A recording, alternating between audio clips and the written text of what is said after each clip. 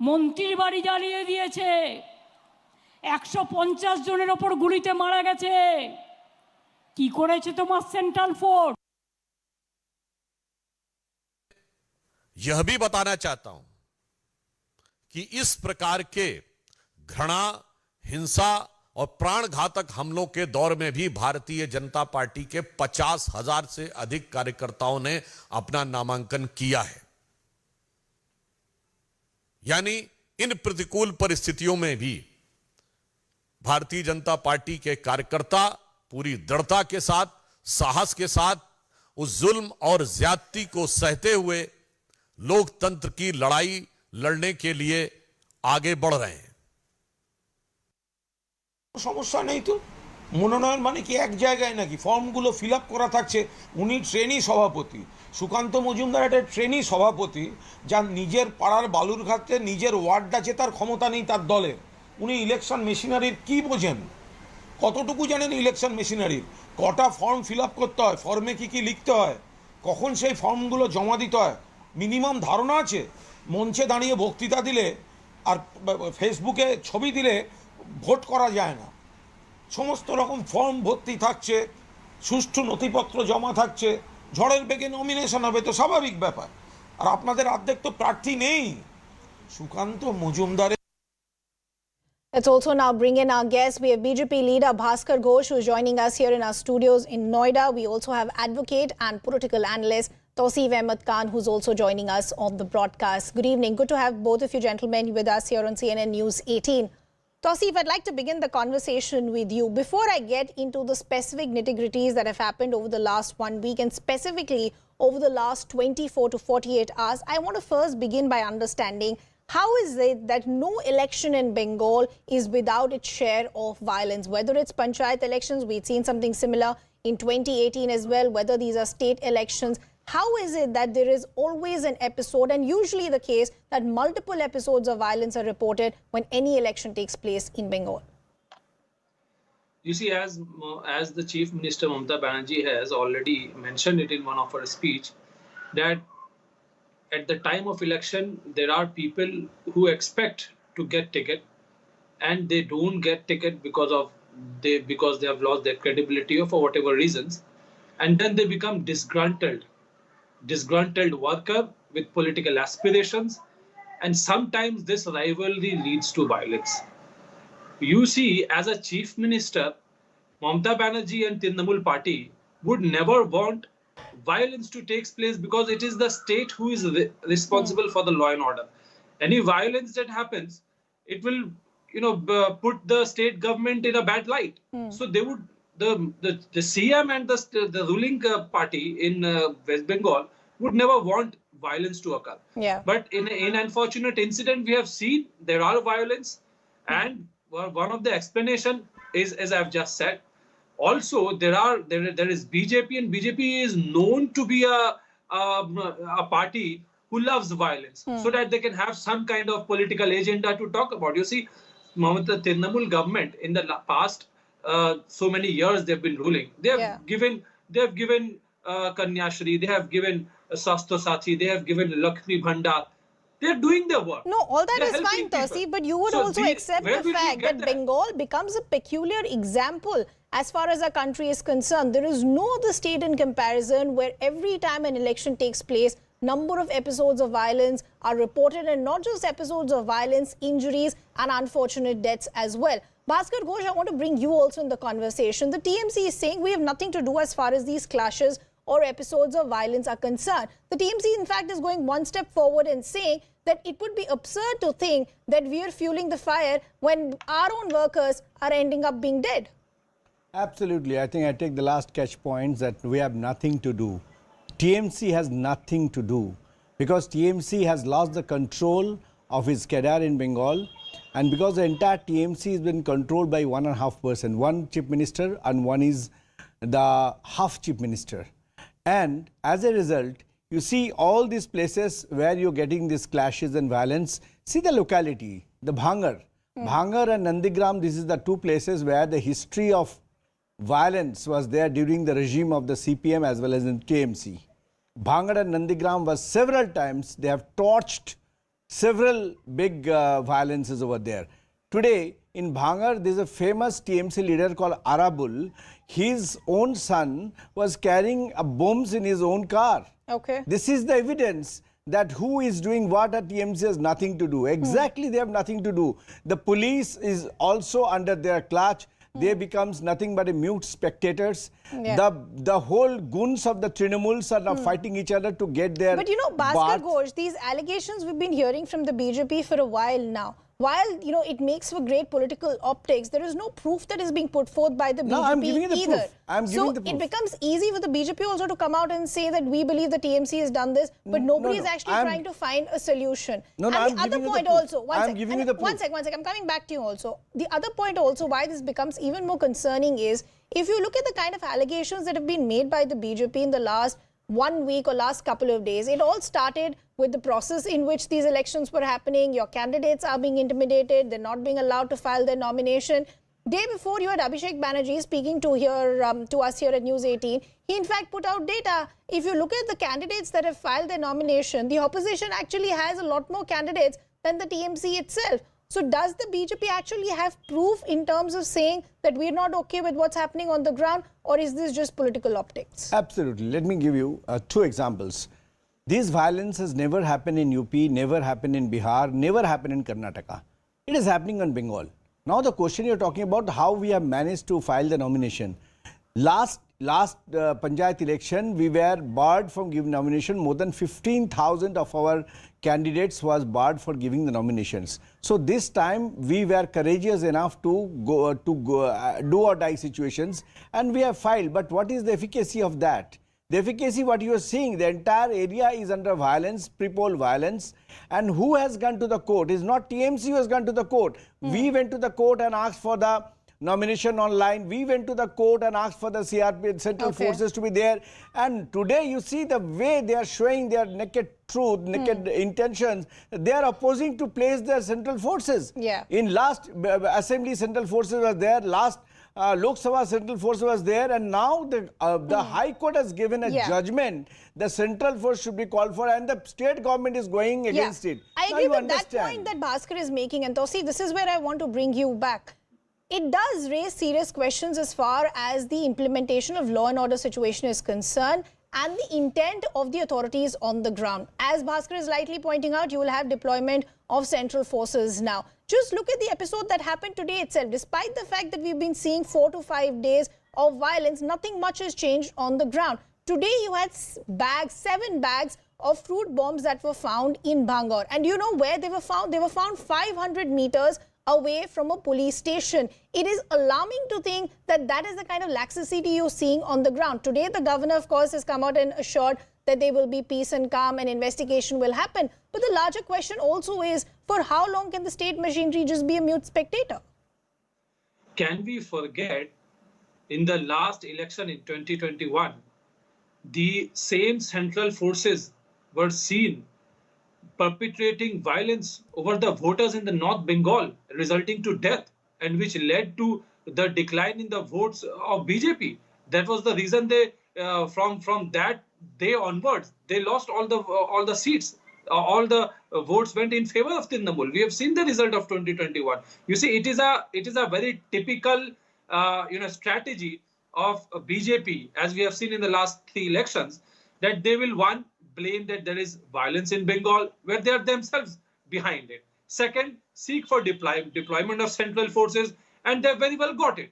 Earlier, the order was only for 7 districts. Now the order is for entire district. It's an order by the Calcutta High Court. We all respect that. We are not opposing that. Sure. But what is the result of bringing the Central Forces? You have Central Forces in Manipur. Yet so many killings are happening. Can we deny that? There are reports, there are stories being shown on the media. More than 150 deaths caused in areas where there are Central Forces deployment. So only to get this political, optics, they can set a narrative on this TV channel, and they think that it will result into vote for them. No, they are absolutely wrong. No. Like 2021, they have lost. But They will lose this election as well. you didn't answer my question. I was asking you, considering the fact 7 bags of fruit bomb were found, a CID team had to be called in to try and defuse them 500 meters from a police station. For how long can the state government just call it mere political optics by the BJP? This is a serious lapse as far as law and order is concerned. Somebody will have to take accountability. It is. It is a serious issue, crude bomb being found and 7 bags, as you have rightly said. And you've also indicated that CID team came in and is now investigating the matter. You're absolutely right that this must be the matter. We must go into the root of it. Where did the bomb come from? What was it doing there? Who are the people responsible behind it? And strict action must be taken against them. There should be no leniency over this, and it should not be let go. But the investigation is underway. We must not jump to conclusion and allow the investigative agencies to take necessary steps in the matter. I absolutely agree with that. But can BJP today start saying, "Oh, look, this is what Bengal is. Look, everyone is fighting," when they are themselves responsible for it? But Tawseef, this is the situation you find the state government finds itself in. You're responsible for law and order. Law and order is a state matter. Questions will be asked to the state government. If we were talking about some other state, we would be referring to their state government. So there is no easy way out as far as the state government is concerned. Ridhima, I also want to ask him. But Bhaskar Ghosh, coming back to you, Tawseef Ahmed is saying, what really will the central forces do? Because they refuse to believe that this is an issue as far as the presence of authorities on the ground are concerned. They are saying that the BJP is wanting to create a polarized narrative to try and get some brownie points. Now, I should give an answer in two parts. Number one, he has asked what is the result of deploying the central force. The result of deploying central force, whether we lost or gained, doesn't matter. That we have a polling of 80 to 82% because of the presence of central forces in last assembly elections. And if not central forces there, the death toll could be more. If it is at the rate of the panchayat election, then if the same thing happens in assembly election, the death toll could be crossing thousands. Second point is that what Tawseef is advocating, for whom I don't know, being an advocate, but I must ask him that what is happening to those bomb blasts. A few weeks back, there was in East Midnapur and West Midnapur, Murshidabad, there was a huge amount of bomb factory was calling everyone's attention, and there was a bomb blast. And where the bombs were supplying to? Who is supplying the bombs? The bombs have been supplied by the factories owned and run by the TMC goons. Now, this is the source the whole Bengal has seen. There's a blast and the death of more than 100 people, including the owner. This is the source of bomb. The entire Bengal is now manufacturing a bomb the way we see the Ukraine. We see as if we are in the battlefield of Ukraine or the battlefield of Iraq or battlefield of Syria or Afghanistan. This today is what Bengal is. But the larger question once again is, keeping these allegations, counter allegations, is one, what is the state government doing as far as the law and order situation is concerned, and why does Bengal keep falling prey as far as episodes of violence for elections are concerned? And the reason that I'm saying this is because right now only nominations have concluded. We'll have to see how this plays out as we inch closer to the actual dates of these panchayat polls. Unfortunately, I'll have to leave that conversation there. I'd like to thank our guests. We have to quickly shift our focus to some breaking developments also now coming in. Some news coming in as far as a row over the movie Adipurush is concerned. The Hindu Sena has now filed a fresh plea before the Delhi High Court, and they've gone on to allege that there is a mockery of the epic Ramayana by the movie. The plea is seeking removal of various scenes which show religious characters in bad shape. So there seems to be some sort of legal trouble for the filmmakers of this movie, because the Hindu Sena, as we pointed out, has now filed a plea before the Delhi High Court. Ananya Bhatnagar, our legal correspondent, joining us on the broadcast. Ananya, help us understand, what does the plea say? Well, definitely, this petition, Ridhima, has been filed by the Hindu Sena, clearly alleging that, the characters of the Hindu epic Ramayana, which is said to be one of the tallest stones of the Indian history, is being represented badly. The characters are put in bad light, and characters who are prayed as gods and goddesses in our country are somewhere or the other put into a bad picture, is what this petition goes on to say. It also highlights how there are certain dialogues in the film which are problematic in nature, where where in fact, the Hindu gods and goddesses are being, like Ram and Sita, are being portrayed in a bad light. And definitely there should be a ban on this particular film is what the Hindu Sena is seeking. How would the High Court actually react on this is something that we'll have to wait and watch as the matter comes up before the Delhi High Court, and whether or not the vacation bench would be entertaining this is another question that we'll have to wait and watch to be answered. But definitely, if we go on to see how people are reacting after coming out of the theaters, most of them being very, very disappointed, and now, in fact, legal troubles coming back for Adipurush again, because remember, when the teaser of the film had come in, there were legal troubles that had happened, but then it was said that, the film should come out, it is just a teaser. But finally, again, the people coming out disappointed in the reviews, and now, in fact, the Hindu Sena clearly coming out and filing this particular petition. Somewhere or the other, it is a bad day, or probably, in fact, legal troubles coming in for the team of Adipurush. Okay, Ananya, we'll have to leave that conversation there. Thanks a lot for getting us all those details. Well, we'll keep tracking all these developments and a lot more. For now, we're slipping into a very short break.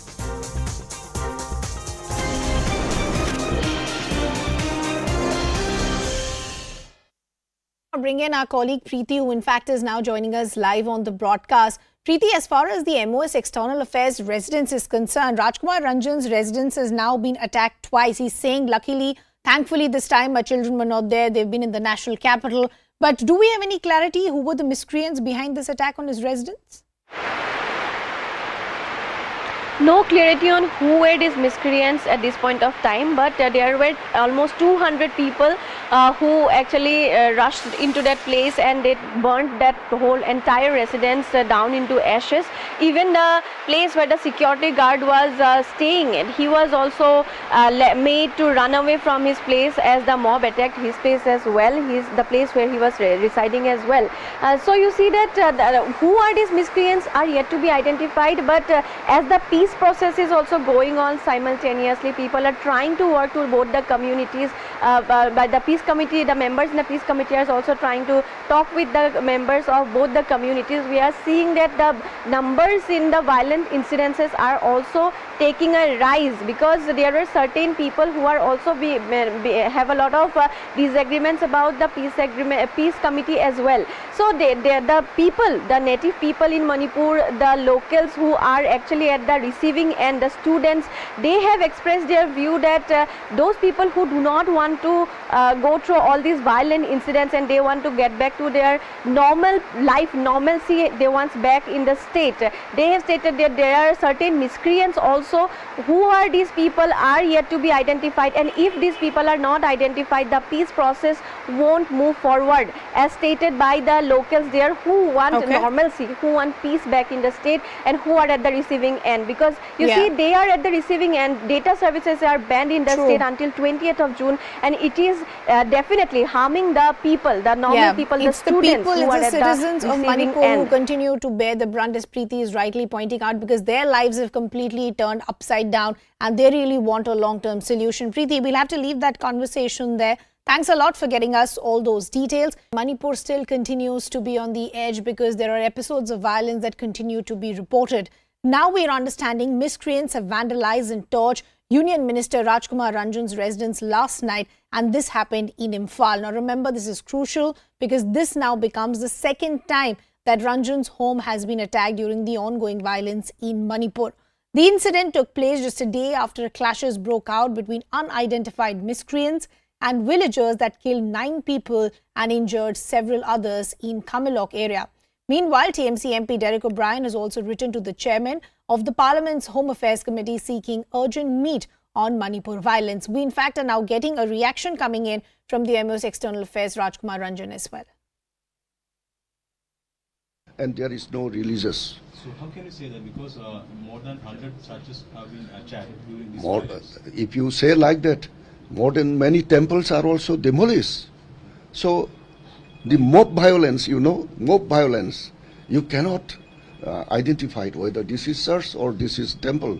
Everything is demolished. More than 70,000 the peoples were displaced. This is not on the basis of caste, creed or religions. It's a mob. Does BJP think that religious conversation behind this attack? No, I don't think so. because I already told you that I was working for the last 30-40 years for the ethnic harmony and self-respecting each others. There is no religious issue. We are free. India, you know, is secular. Anybody can, any community can have their own faith. There is no restriction, not on that base. But this is unwanted and this is unguarded incident. Any casualties? Any casualties in your all your family members? For yesterday's incident, some of my houses were burned down.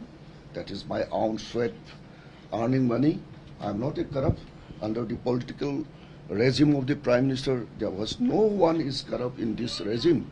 So I do not know, this is also mob. If it is a religion, I am a Hindu. Attackers was Hindu. It is not religion. It's clearly proved that. So this is a mob. Your family members are also Any casualty in your family member? Now at the moment, luckily on that very night, my children are just arrived to Delhi. Otherwise, see, this is the second attempt. First attempt, I was there. So I requested the security advisor for prompt action. But yesterday, nobody is there. And then about nobody is there means my mothers and brothers are there. And then what happened, the earlier attack was in early evening, that was 8:30. Yesterday was about 10:30. So everybody is relaxed, and even the security, we cannot come up. So that was happened. last 7-8 years, BJP made very huge inroads in Northeast.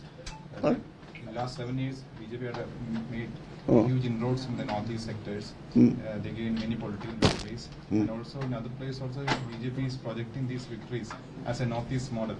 This time, the tensions and massacres disfiguring the central government image, especially in the Northeast sector. I can't follow what you said.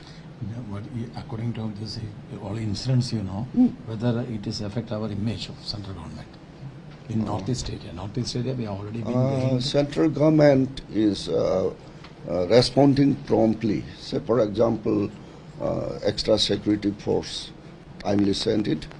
And even the ex gratia was only 5 lakhs for the life loss, now increased to 10. And the special package for restoration of those churches, the temples and houses and property loss, for that special package is given. And the central government is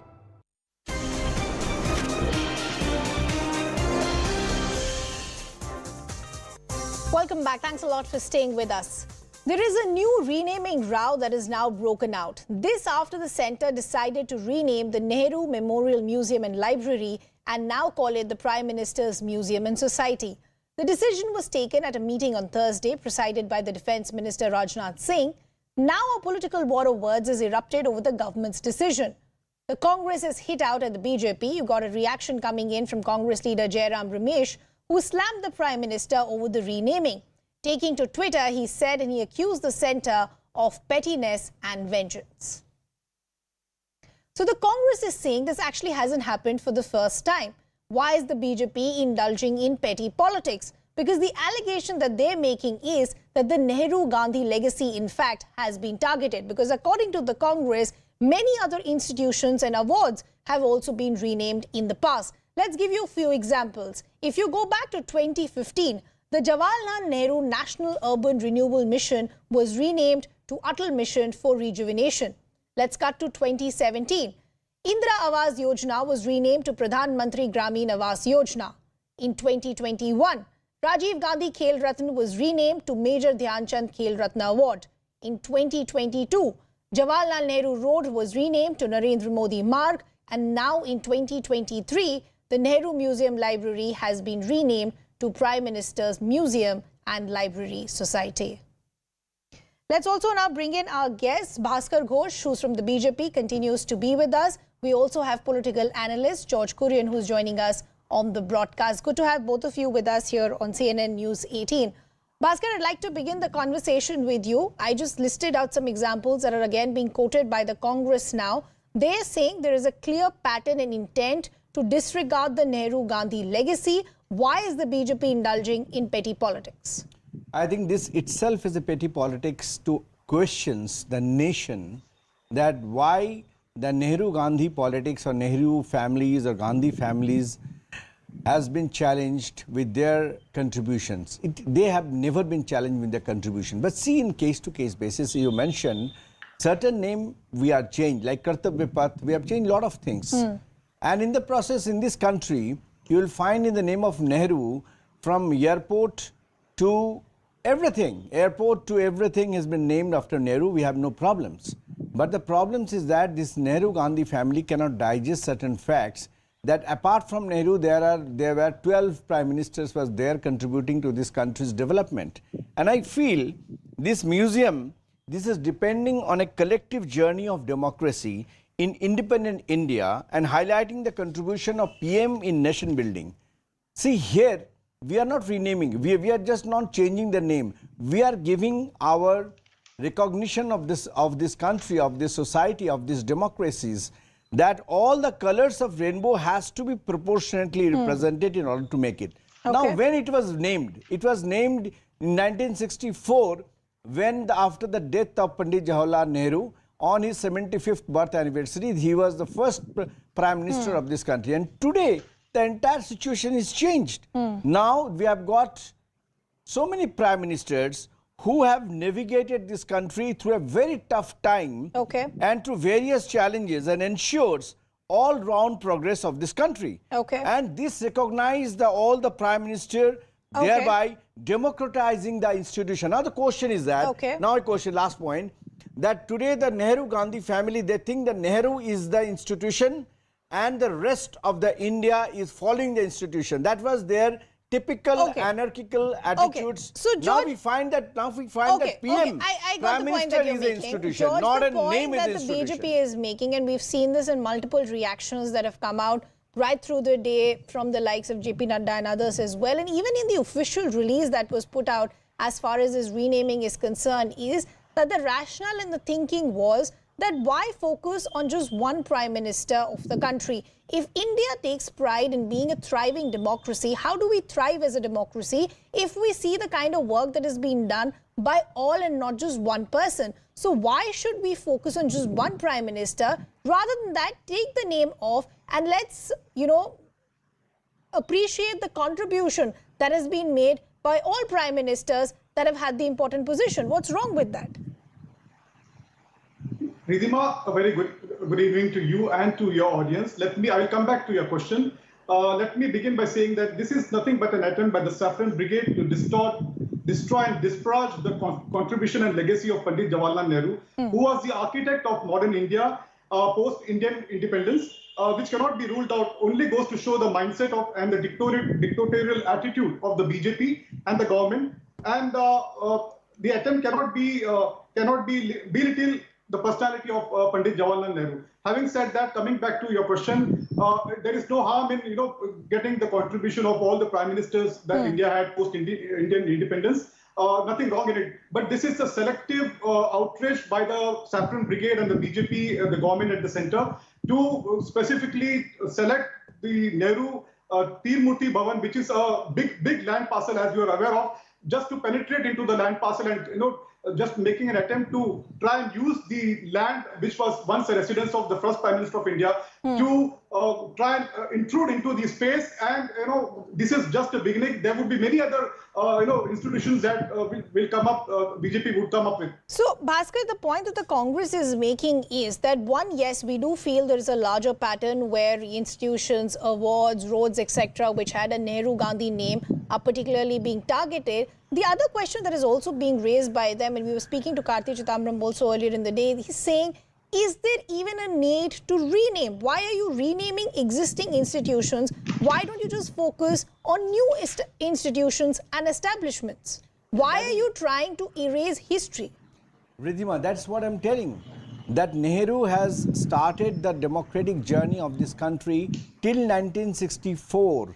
This has been named after Nehru. And after Nehru, lot more prime ministers has contributed how to I think, accept and how to recognize their contributions. So we are not naming which is Nehru or which is Gandhi or what. We are talking about the factual part of it. Okay. That there are other prime ministers who's also been very, very instrumental in voicing through this or navigated through this voice of journey. And after 1964. And that is why the Congress is asking Bhaskar Ghosh that, okay, the idea that you are saying represents the idea of a democracy is fine. But could that have been done with the new institution? Was there a need to rename an existing institution? My point is, we are not replacing one surname with another surname. Okay. Okay. We are replacing one surname with an institution. Okay, so that's a crucial point that you're making. I'll take that to George also in just a bit. Classify it with renaming. Okay, okay. Bhaskar, I understood the point that you're making. Exactly. That it's not one name being replaced by another. In fact, no name is being used. What they have done it before.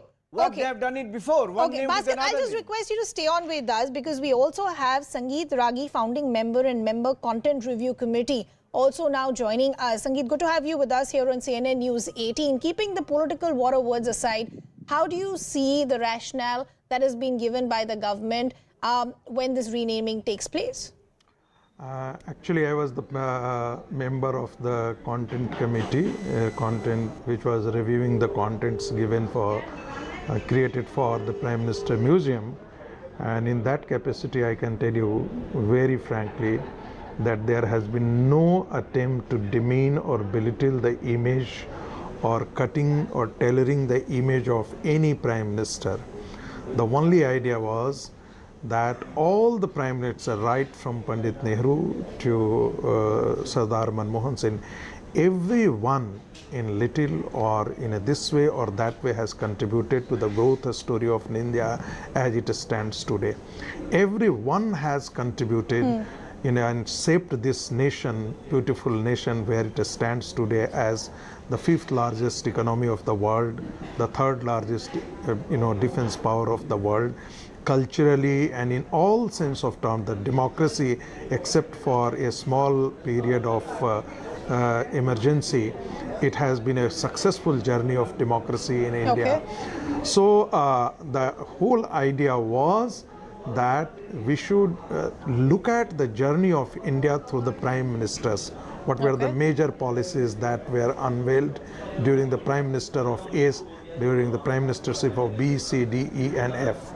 Now, since the footfalls now is not only limited to the Nehru Museum, but mostly at least 2,000 to 3,000 footfalls is every day for the Prime Minister Museum. And it is the one place, it is under one roof where you can see the journey of India and you can look at the journey of India through the Prime Minister lenses. So, George, the point that is being made is that's that the point. Just 10 seconds. Just 10 seconds. That's the reason that now it has become a destination known after the Prime Minister Museum. Prime Minister Sangrahalaya. So precisely this was the George, reason. that is the point that is being made. People who've been part of this process and the BJP also saying that this is no more about just one Prime Minister. It's a journey of India that is now being put forth. Secondly, the other 2 points that are being made is, one, this decision hasn't happened overnight. Even if you look at the detailed release that has been put out, is the idea was first mooted way back in 2016 and then this decision has finally been taken. But the larger point that is being made by the BJP is, when the Congress sees politics in an issue like this, they're just exposing their mindset, which is focused on a dynasty and a dynasty. Can the Congress go beyond this mindset is the question that's being asked. Well, Ridhima, as I said earlier, this is nothing but an attempt to distort the Nehru legacy.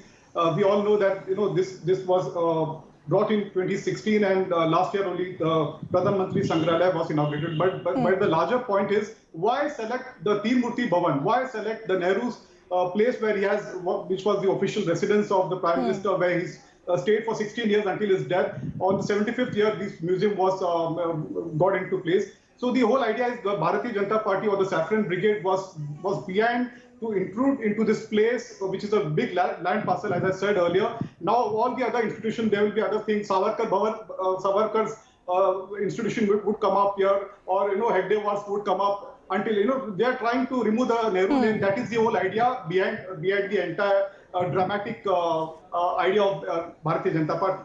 Sangeet, I want to bring you back in the conversation. This is what the Congress has been saying all day long, that what was the need for renaming? Why can't you use this intent or rationale with New Year institutions? Because we feel that the BJP is trying to erase legacy and erase history. As George is pointing out, why this museum becomes even more important is because the Congress is saying this is where Jawaharlal Nehru spent as much as 16 years. So there is a sentiment value for the Congress party as well. The BJP could have chosen any other institution. Why just this? So when you were involved in this process, do you agree with the argument that is being made by the Congress that history has been erased or legacy has been insulted?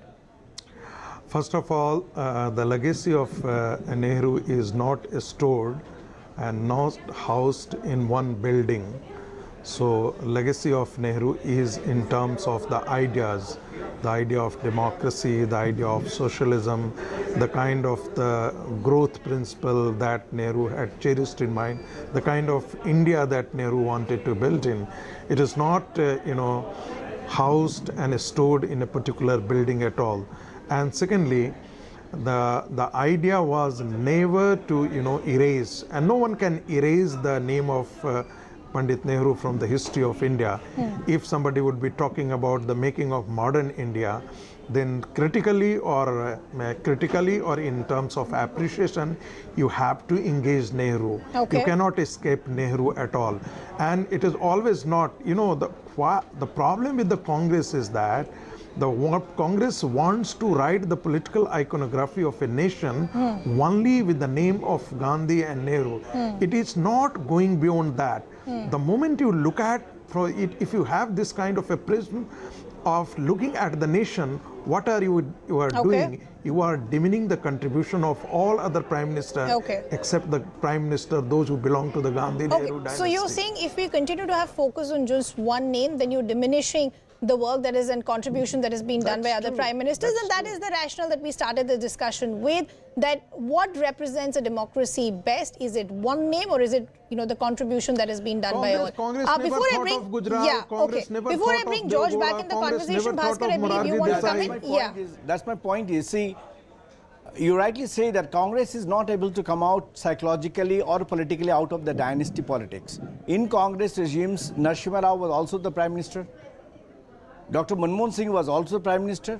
I want to ask a Congress spokesperson or the representative that how many institutions have been named after Dr. Manmohan Singh or Pandit Narasimha Rao or Mr. Narasimha Rao or other Congress PM who has come into the or the UPA PM, they have been in the chair.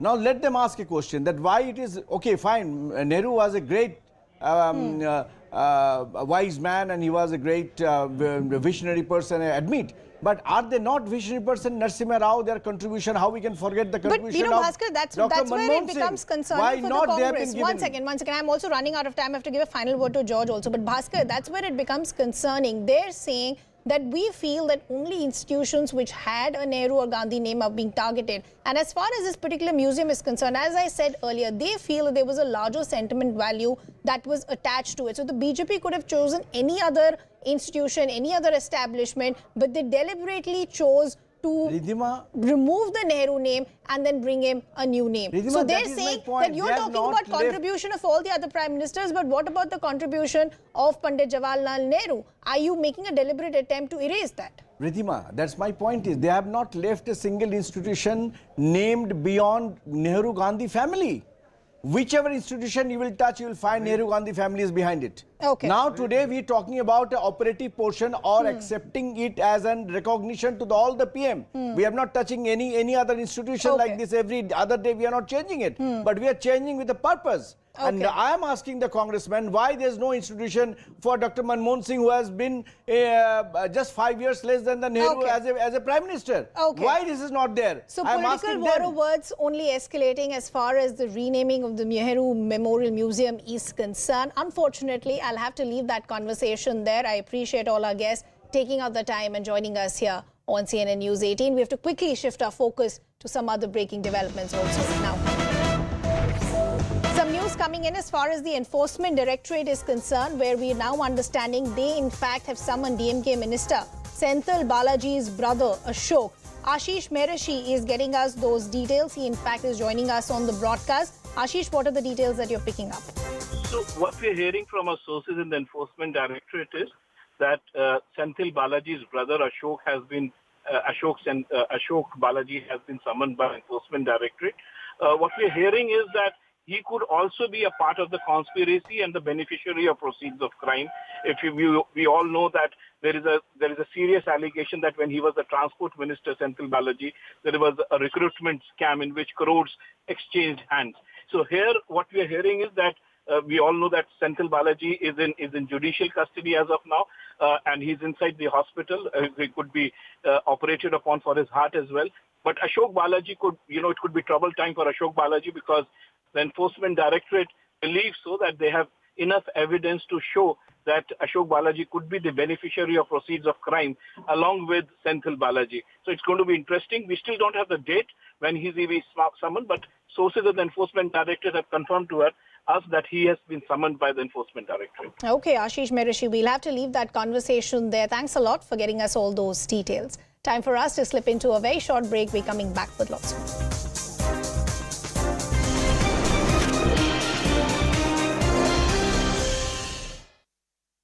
Injured several others in Kamalok area. Meanwhile, TMC MP Derek O'Brien has also written to the chairman of the Parliament's Home Affairs Committee seeking urgent meet on Manipur violence. We in fact are now getting a reaction coming in from the MO's External Affairs Rajkumar Ranjits as well. And there is no releases. So how can you say that? Because more than 100 churches have been attacked during this violence. If you say like that, more than many temples are also demolished. So the mob violence, mob violence, you cannot identify it, whether this is church or this is temple. Everything is demolished. More than 70,000 the peoples were displaced. This is not on the basis of caste, creed or religions. It's a mob. Does BJP think that religious conversation behind this attack? No, I don't think so.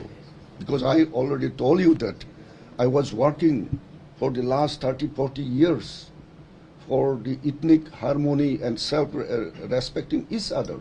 There is no religious issue. We are free. India, is secular. Anybody can, any community can have their own faith. There is no restriction, not on that base. But this is unwanted and this is unguarded incident. So any casualties? Any casualties in your all your family members? Yesterday's incident, some of my houses were burned down. That is my own sweat, earning money. I am not a corrupt. Under the political regime of the Prime Minister, there was no one is corrupt in this regime.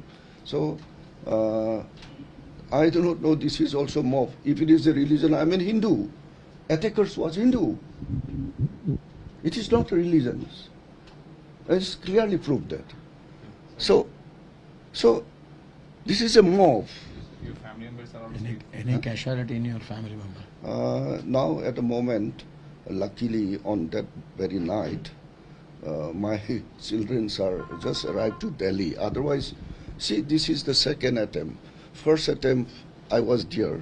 So I requested the security advisor for prompt action. But yesterday, nobody is there. And then nobody is there means my mothers and brothers are there. And then what happened, the earlier attack was in early evening, that was 8:30. Yesterday was about 10:30. So everybody is relaxed, and even the security, we cannot come up. So that was happened. In the last 7-8 years, BJP made very huge inroads in Northeast. In the last 7 years, BJP had made huge inroads in the Northeast sectors. They gained many political victories. And also in other places also, BJP is projecting these victories as a Northeast model. This time, the tensions and massacres disfiguring the central government image, especially in the Northeast sector. I can't follow what you said.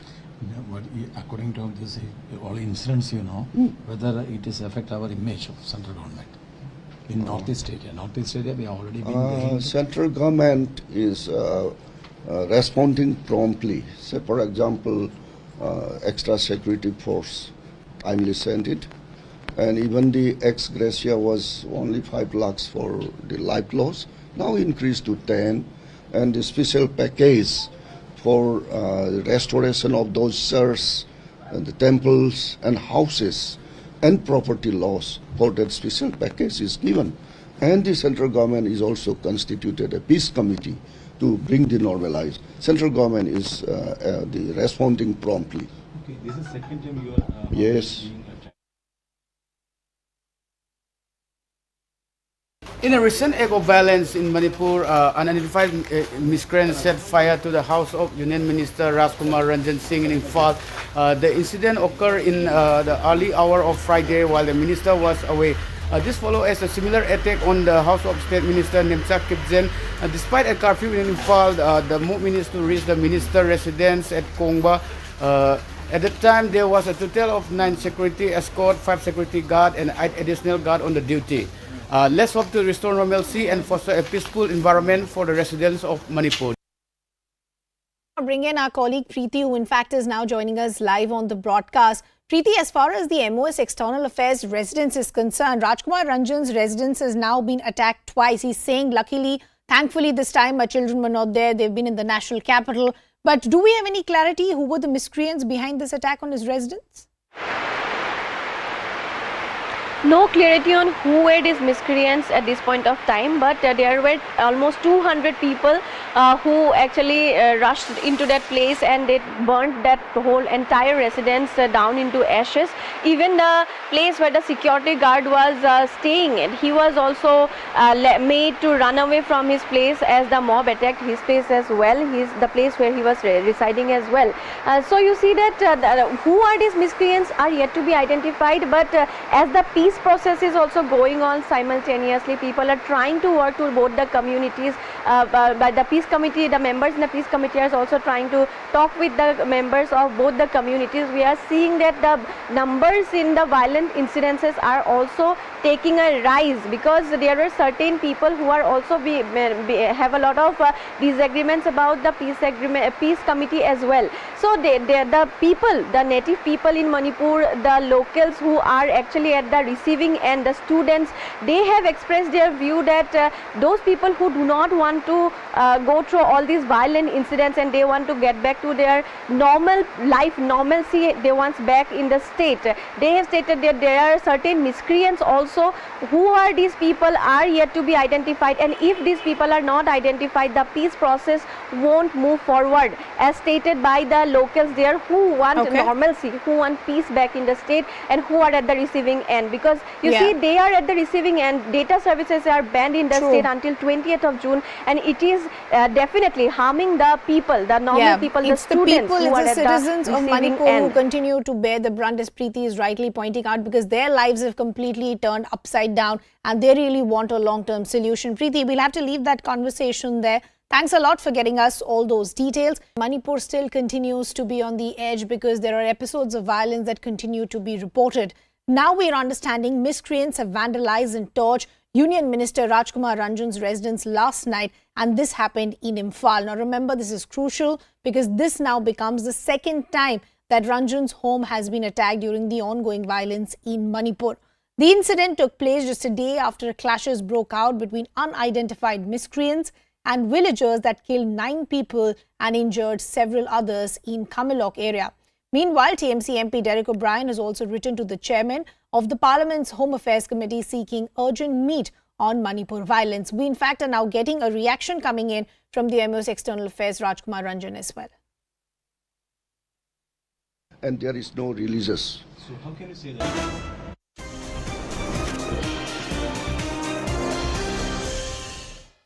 Welcome back. Thanks a lot for staying with us. Some breaking developments now coming in.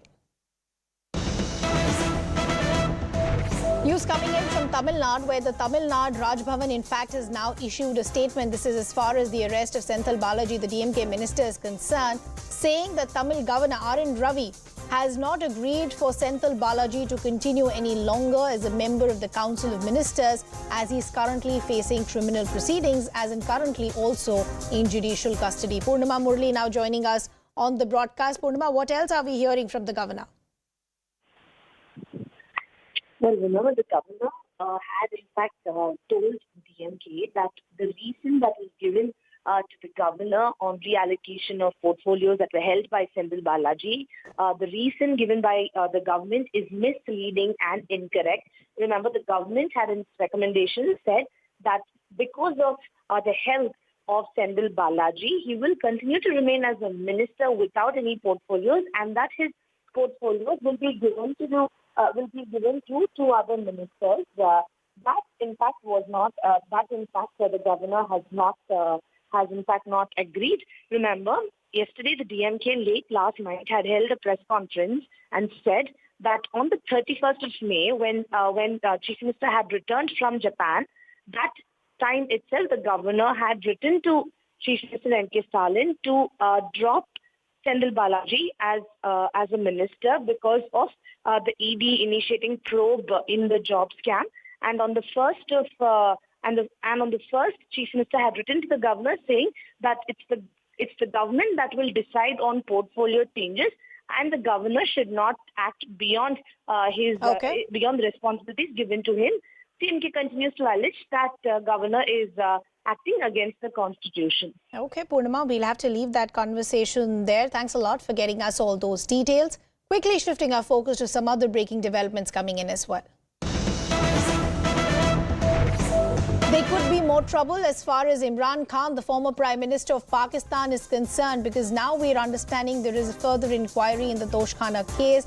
National Accountability Bureau has summoned Imran Khan. The National Accountability Bureau has issued a notice for 11 a.m. for the 21st of June, and they've gone on to say bring all records and affidavits as well. That's what the summons has said to the former Prime Minister of Pakistan, Imran Khan, as far as inquiry in the Toshkhana case is concerned. There is a summons that has been sent to Imran Khan by the National Accountability Bureau. Let's also now bring in our colleague Abhishek Jha, who is joining us on the broadcast. Abhishek, what else does the summons say? The summons has asked Imran Khan to appear personally on National Accountability Bureau in the first half of the day, that is on 11 a.m. on 21st of June. And he has been asked to bring in all records, affidavits, those documents that will be required during the questionnaire, where Imran Khan will try to defend his case, that he has not been stealing money or, inappropriately selling those stuff of Toshkhana. We know that the cases have been filed against Imran Khan for taking away all those gifts and valuables that are offered as a dignitaries or as the Prime Minister of Pakistan. And he has apparently sold them to himself and then in the open market to earn profit. So this is the case that is going to be investigated by the National Accountability Bureau, where Imran Khan is appearing, or he'll have to appear on 21st of June.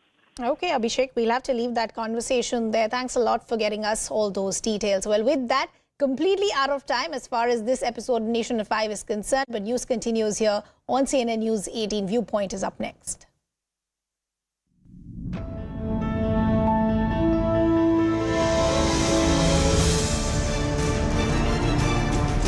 It's one, graft charge after another, and as the ED investigates some of the more talked about scams like the teacher recruitment scam, the fundamental question, Riju, that will be asked is, this is the poorest who are being looted in the name of jobs.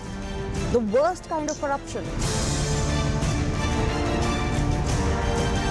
If they can do that as per US law, then what is wrong in the Indian government asking this platform to remove tweets which had potential for incitement to violence as per Indian law? What the government is proposing, the opposition is opposing or disposing. So if there is a change in government in 2024, or if you don't get an absolute mandate, 2024 will be even more of a decisive mandate than 2019.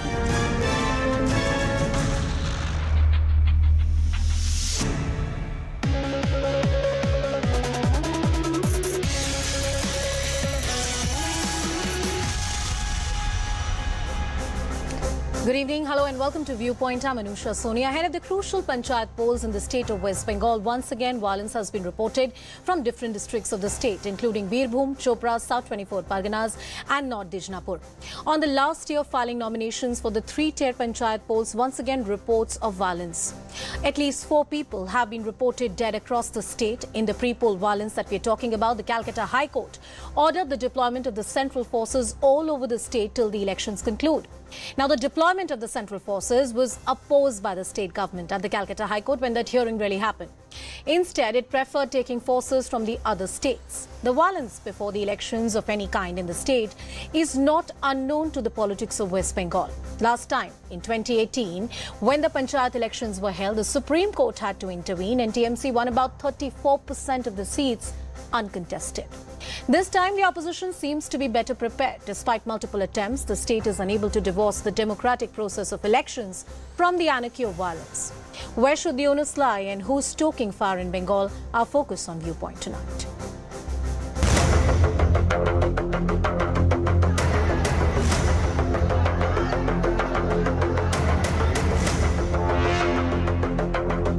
Today, you can see that in an area behind a school in Bhangor, there are 7 bags of bombs. You can see the bombs are inside in the sand. So 7 bags of bombs are there.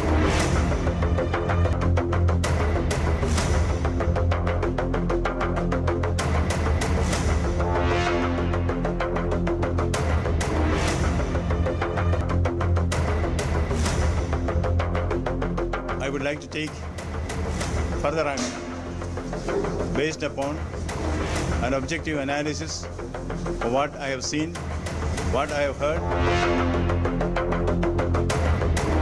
ভাঙড়ের ঘটনা তৃণমূল কংগ্রেস করেনি, কেন্দ্রীয় সরকার উঁচিয়ে বসেই আছে। ডান্ডা দিয়ে লোক পেটাও, গুলি দিয়ে মারো, সারা বাংলায় তোমরা সেন্ট্রাল ফোর্স নিয়ে এসো।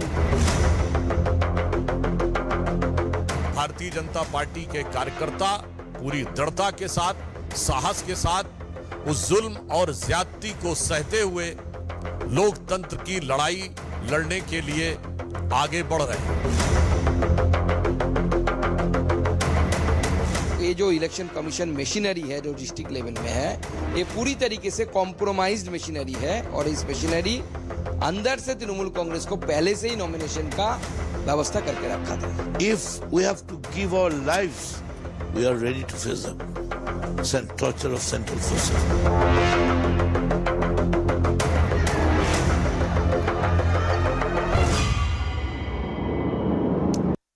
Well, let's take this question to our full panel. Joining us on Viewpoint tonight, Shishir Bajoria, who's a spokesperson from the West Bengal BJP, Dr. Fawad Halim, who's a senior leader of the CPM, Professor Manojit Mandal, who's a political analyst, all with us on the broadcast. Good evening, gentlemen. Thank you so much for speaking with us. Professor Manojit Mandal, coming to you first. TMC and the history of political violence in the state of West Bengal. When the party was elected to power, it was expected that it will be a break from what we have seen during the tenure of the left government. The 3-decade rule of the left parties in the state of West Bengal was a history of political violence. But despite the government change and the second term being granted to the chief minister, multiple terms being granted to the chief minister, the violence continues unabated in the state. BJP is asking questions. The violence in Bengal at the moment is deliberately perpetrated by 4 political parties, BJP, CPM, Congress, and their new alliance, which is Islamic Fundamentalist Party, ISA. The Bhangor is a place which is totally dominated by this fundamentalist party, with which BJP has got open alliance, and so do the Congress and the CPI. Please take any poll of the people out there, you'll understand how these 4 political parties are in complete collusion to create disturbances. No TMC members, no TMC leaders are involved in this political violence that is taking place in Bhangor. But having said that, out of 77,000 booths, polling station, you are highlighting only one place, and that is Bhangor, and that explains the whole thing. The MLA of Bhangor, ISF, who is a confirmed criminal, he was in jail for 42 days for vandalism, for rioting and for torching police vehicles on the streets of Calcutta only 3-4 months back. He should have been in jail, but he was out on bail, and he is creating mayhem with the active support, and people are alleging even money is being... Professor Mandal, two points that I want to raise with you. Or it is one thing for the TMC to say that none of our party workers are involved in any kind of violence which is taking place. No, one second. But isn't that a partisan position to take? You are the ruling government of the day, and there could be instances where political party workers, without the sanction of the central leadership, could be on the ground indulging in some kind of violence. In fact, there are certain reports, there are certain tweets and statements of the BJP leaders that have come to record.